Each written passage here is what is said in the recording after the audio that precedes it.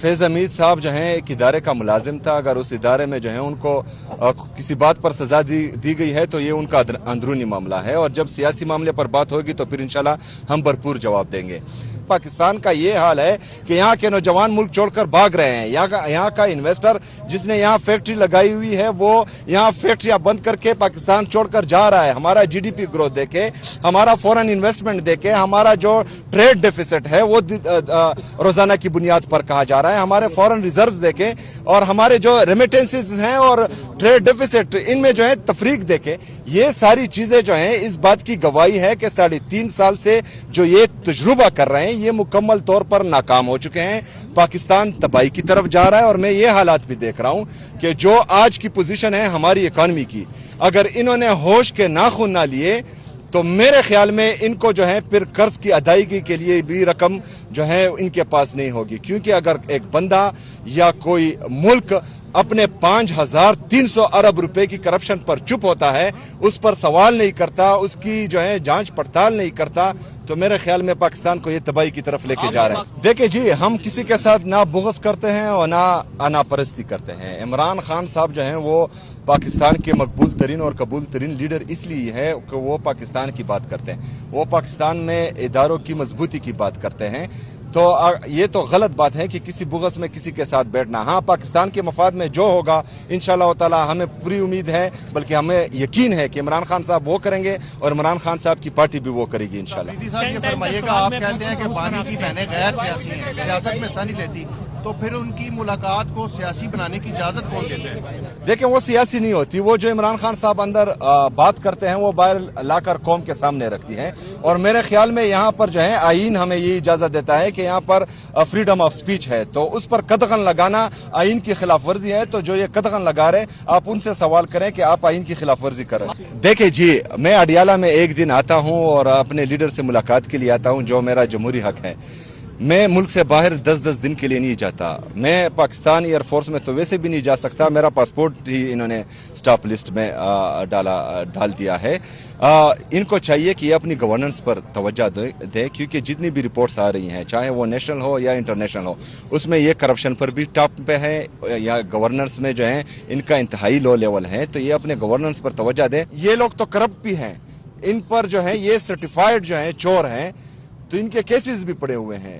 جب ہماری باری آئے گی, کیونکہ انہوں نے حیات اقتدار میں نہیں رہنا, جب ہماری باری آئے گی تو پھر جو ہے کسی کو یہ موقع نہیں ملے گا اور نہ ہی یہ جواز ہوگا کہ فلانا یہ ہے اور فلانا وہ ہے. تو انشاءاللہ پھر جو ہے اس کا حساب کتاب رکھا جائے گا انشاءاللہ تعالی. شکریہ. صاحب یہ بتائیے گا کہ پی ٹی آئی کے بارے میں یہ ہے کہ وہ احتجاج, دھمکیاں جلسوں میں اور صرف یہی سیاست کر رہی ہے, کیا مذاکرات کا راستہ کیوں نہیں اپنایا جاتا؟ دوسری طرف بھی سیاسی لوگ ہیں, ان سے مذاکرات کیوں نہیں کیے جاتے؟ اور دوسرا یہ ہے کہ منگل کو یہ ڈیسائیڈ تھا کہ دھرنا رات کو 10 بجے ختم کر دیا جائے گا, اور شاید کچھ چینلز نے رپورٹ کیا ہے کہ کل اس پر تحفظات کا اظہار کیا ہے جو پارلیمانی پارٹی ہے اس نے بھی, کہ جو فیصلے ہم کرتے ہیں ان کو رول آؤٹ کر دیا جائے. دیکھیں جی, جو صاحب اختیار ہے 3.5 سال سے ان کی ایک پالیسی چل رہی ہے, عمران خان کو مائنس کرنا اور پاکستان تحریک انصاف کو مائنس کرنا. یہ جو ہیں یہ ان کے جو 1947 سے آ رہے تھے وہی نسخے ہیں, لیکن ان کو اس سے پہلے, یار برائے مہربانی تھوڑی خاموشی ہو جائے تو سیم صاحب. اچھا 1947 سے لے کر 9 اپریل 2022 تک یہ ہمیشہ سے ایک ہی نسخہ بار بار آزماتے رہے ہیں. لیکن اس سے پہلے ان کی خوش قسمتی یہ تھی کہ اس وقت کے جو سیاسی لیڈر تھے وہ جعلی لیڈر تھے, ان کے جو سیاسی کارکن تھے وہ ابن الوقت چڑھتے سورج کے پجاری تھے. 9 اپریل 2022 سے ان کو جو ہیں ایک ایسی قوم سے واسطہ پڑا ہے جو عمران خان صاحب سے عشق کرتے ہیں, تو یہ ان کے لیے آؤٹ آف کورس آئے ہیں. اور عشق جو ہے وہ نہ دبتا ہے نہ گھٹتا ہے, وہ ہمیشہ بڑھتا ہے. اور ان کا جتنا ظلم ہم پر ہوگا اور پاکستانی قوم پر ہوگا, پاکستان کی تحریک انصاف کے ورکرز پر ہوگا, تو انشاءاللہ یہ بڑھتا جائے گا. یہ نہ ڈرے گا, نہ دبے گا, نہ گڑے گا انشاءاللہ.